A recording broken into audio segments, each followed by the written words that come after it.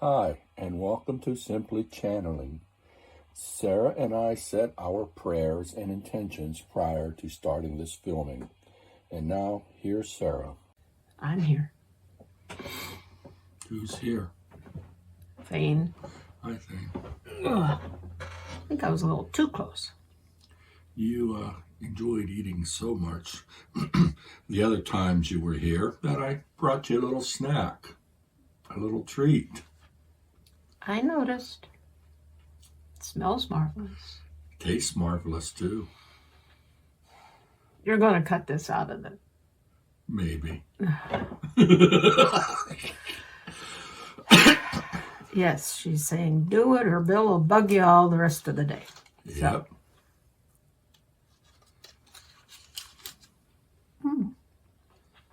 Have you had that before? I think so. It tastes familiar, but I don't remember any details. Okay. Do you know what it is? Well, it's chocolate. And peanut butter inside. I could taste the peanut butter. Yep.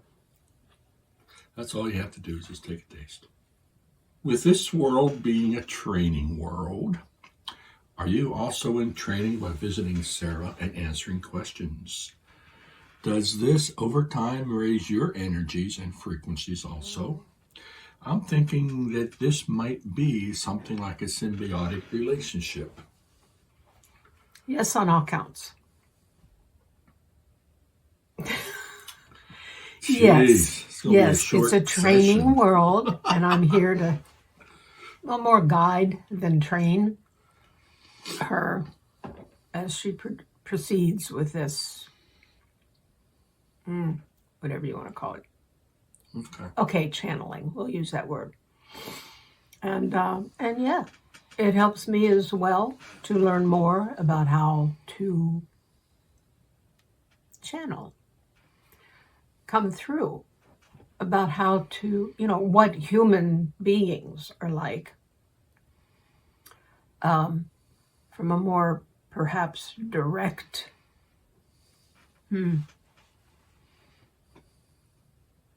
interaction. Yes, good word. Interaction will work.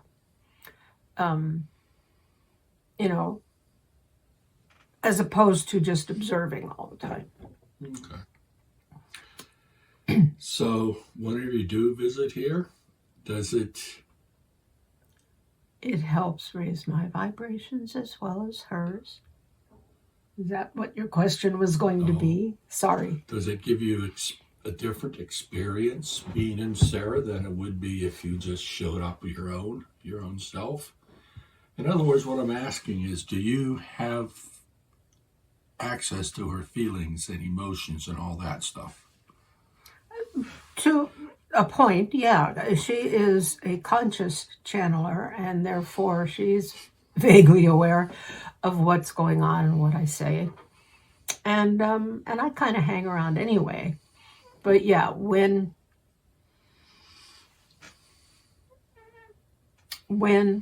I'm speaking through her, I am aware of what her emotions are, even if it's not anything that we've been talking about. I can sense her emotions. Okay, does that answer it?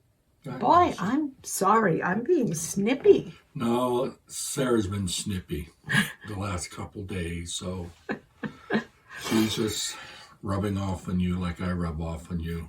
Oh, dear. I'm getting a double whammy here. Yep, today you are.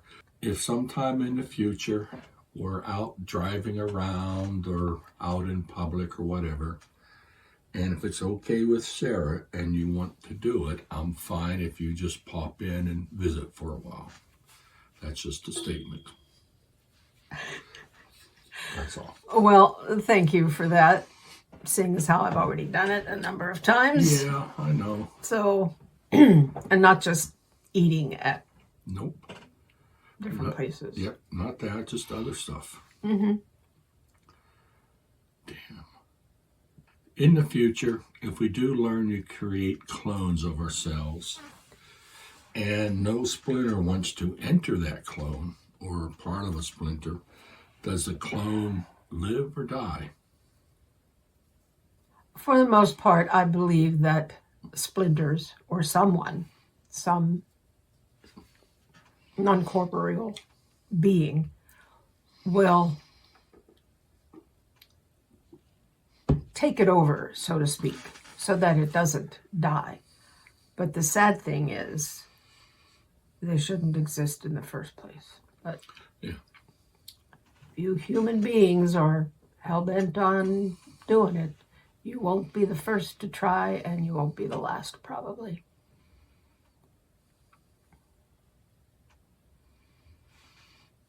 Next. Trying to make sense out of these. Good luck with that. Would the following statement be correct? Our passion is one of the elements of our agreement when we come into the 3D world. Oh, yeah. Oh, yeah. So then part of our journey is to find out what that passion is. Yeah. And we do that through experiences and interests and hobbies and things like that. And trial and error. And yeah. Why is it trial? Why do you have to go through all this? Why can't we just be able to access it? Oh, this is what I want to do. And go do it. The rare human being does that. But that's because their experiences as they grow up, as they mature as a being, are already guiding them in that path that they've chosen, which kind of happens to one degree or another to everyone. But some people are just a little slow on the uptake. Okay. How important are crystals in a 3D world? Ours specifically, I'm sorry. Okay. I'm sure that there would be a whole chorus of very important, essential from a lot of your fellow human beings. That's why I'm asking you. But they are a tool. I mean, tools, plural. And if a being believes that a specific crystal will have a certain effect, then it will.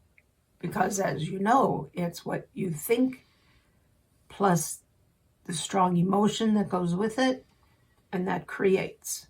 It doesn't always create physical. Sometimes it creates the results, shall we say?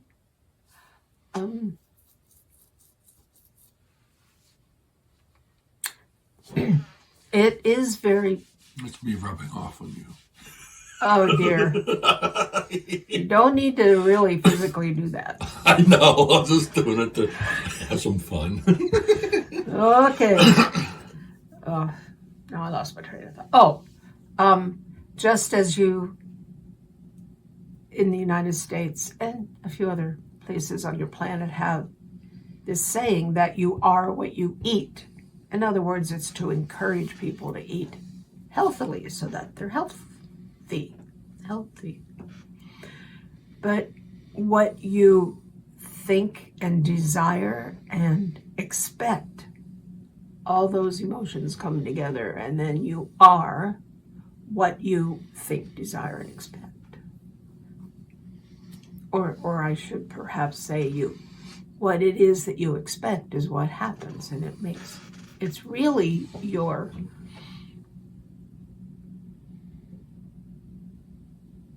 emotional desires with the thought of a specific crystal, perhaps, or a specific, you are rubbing off on me, a specific tool that you use. A lot of people use pendants, they literally do use crystal balls, and they think they have to perform in a certain way in order to do.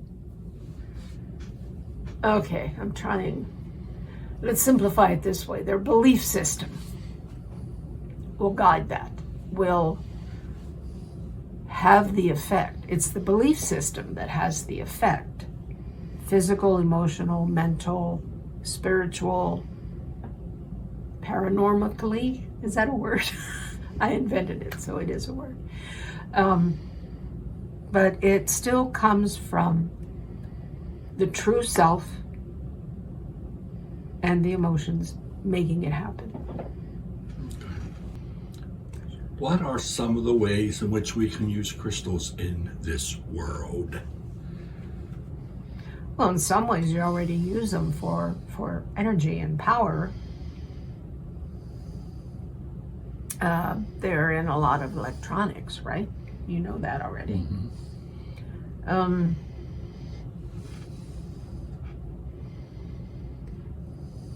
Your scientists haven't discovered the full power, but they know when something is in crystalline form that it does have power, and it's because of the form that it condenses the power and is easier to direct. So that's one way. Most of the time, a lot of crystals are used as decoration, jewelry, I'm thinking, but also people will have them sitting around their home. And if there is even the tiniest belief inside them that having it near them gives them its particular energy, then it does, because the energy's there. But sometimes it just kind of like is looking for a place to go, and the people don't truly believe it. So it just wafts out into the atmosphere. Whatever. Am I answering your question? No? I don't know. I was going to go whoosh. Right over your head. Yep. But I do have another question related to that. Okay. Which are better, crystals that we grow in a lab or a factory, or crystals in nature? Oh, crystals in nature. I think you probably already figured that much. What about impurities in the crystals in nature? In a funny way, they can add to that individual collective of energy. The ones in the lab, they don't get enough energy from the earth itself, from your planet, from Gaia, as natural crystals do. We all do that. We all draw energy from the earth. Even me when I'm here. Well, it's Sara, actually. So yeah, plants do it, animals do it, crystals, rare metals. You know what I mean by the rare metals, but I should say all the elements. It all comes from the source, capital S. And so Mother Earth is imbued with it, and there's always that exchange. The earth gives energy to what's in her and on her, and then she receives energy back from those who want to give back. And that's usually the way it is. Most people, most human beings aren't aware that that's happening. A lot, though, are becoming aware of that. They're really trying to be more appreciative of Mother Earth and behave accordingly. They may not think of it in terms of we're exchanging energy, but they are. Does the size of the crystal make a difference? It can, depending what you're using it for. Examples, please. Think of the tiny crystals that are in, say, a watch, a timepiece, any timepiece. not always on the wrist. They could be elsewhere. Or in electronics. They're not very large.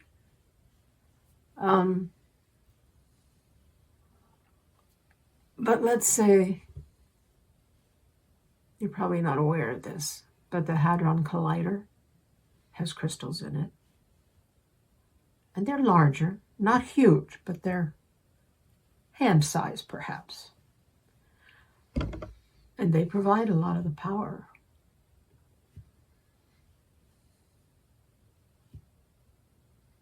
So yeah, they can produce more, especially since there are more of them, strategically placed according to what your scientists and mathematicians determined were the strategic places. They're not too far off. However, if let's say you could actually afford, I know that finances are an issue in this regard. You can get a small geode with all those beautiful amethyst crystals inside it, or you can get one of those big ones. Those are expensive, I understand. And so there's more of the amethyst energy. And no, I'm not going to tell you what they are because you can look that up yourself. Different crystals. And, well, they all have an effect, but what a specific crystal or mineral effect it will have on the individual who utilizes it, who wants that. And by the way, Sarah loves the amethysts because they're purple. She loves purple. Hence the lilacs that you've been putting up there.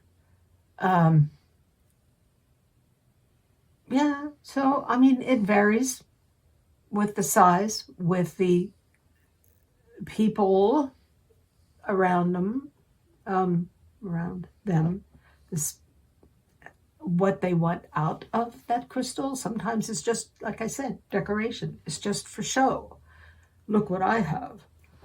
And then it's like, blah, it's not really doing as much as it could, the energies, for the people that are near it, if they don't believe that such a thing happens. Now, if they do believe, the amethyst gets excited, and, well, all the crystals do, and they're like, oh, yeah, and start to work their magic. So I take it the crystals also follow some type of pattern in creation from not DNA, but some structure. From their cells, just as everything has physical cells in the body, and the cells are affected by the purpose of whoever and whatever takes form on this 3D world. So I take it then there are crystals that generate energy and others that transform energies and others that amplify energies. Are all those correct? Yes and no. They all have energy that they produce. It's the beings around them who determine how their energy will be used. Subconsciously, most of the time. As I just said, some people just don't know that energy is available to them.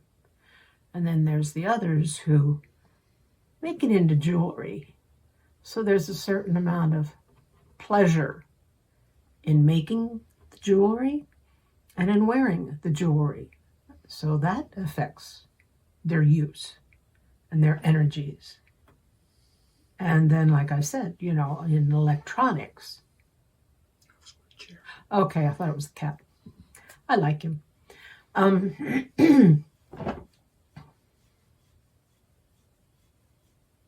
So yeah, where was I? In electronics, they are meant to produce power, energy for that each electronic device or whatever. So, does that answer your question? Yes. Okay.